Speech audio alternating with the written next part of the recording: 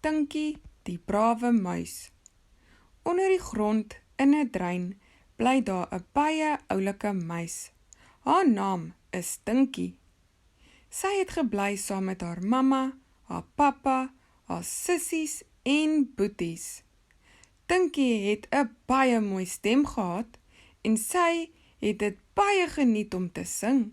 Sy het altyd vir haar klein boeties en sissies gesing voor slaaptyd. Elke oggend na ontbyt, dan gaan haar mamma en pappa uit om kos te soek. Dan moet sy luister vir haar ouboet. Hy is 3 jaar ouer as sy. Haar ouboet moet dan na al hul boeties en sissies kyk, tot haar mamma en pappa weer terugkom. Tinkie wil nie elke dag by die huis bly nie. Sy wil die wêreld gaan verken. Maar haar pappa het gesê, as sy ouer is, kan sy saam met hulle gaan. Maar vir nou moet sy by die huis bly. Tinkie wil nie vandag luister nie. Sy volg die ondergrondse trein tot bo by die groot speelpark. Sy hoor iemand sing. Dis die mooiste stem wat sy al gehoor het. Sy kan nie dit help nie, maar sy moet gaan kyk wie dit is. Gewoonlik steek sy net haar koppie uit en bekyk al die mense en diertjies wat verbystap. So sy stap, sien sy 'n papier wat waai in die lug. Vinnig gryp sy dit. Sy lees: Singkompetisie vandag om 11:00 in die park. Sjoe, sy raak sommer baie opgewonde. Dit sê enige iemand kan deelneem. Sy volg al die mense oor die bruggie, deur die blommetuin en wow, kyk die groot verhoog. Daar is klomkindertjies wat hul stemme warm maak. 'n Mens hoor net la la la la la la la, lo lo lo lo lo lo lo. Sy stap nader en sien 2 kindertjies. Die seentjie speel die gitaar en die dogtertjie sing so mooi. Tinkie kan nie haar oë van hulle afhou nie. Die dogtertjie stop om te sing. Nou lyk sy verskriklik hartseer. Ai, waar is Carly? Sê die dogtertjie Alet vir haar boetie Hein. Hallo, sê Tinkie. Die dogtertjie gaan af op haar knieë. Hallo, wow, kyk hoe oulik is jy. Wat maak jy hier, meisie? Vra Alet.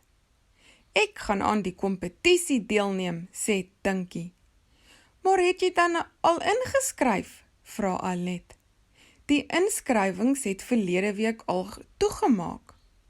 Ag nee, ek is te laat, sê Tinkie. Tinkie draai om en wil nog so wegstap. Maar wag, sê Hein. Laat ons hoor hoe jy sing, want Carly het nou net laat weet sy is siek en sy kan nie saam met ons deelneem nie.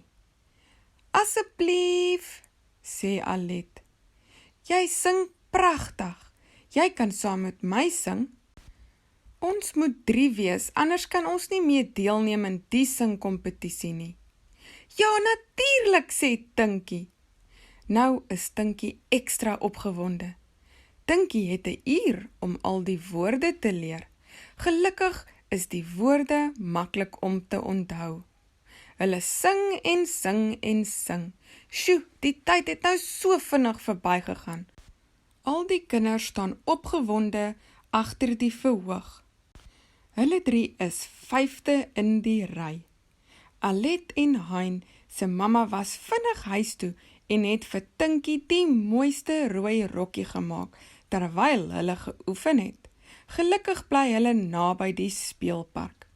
Jippie, nou is dit ons beurt.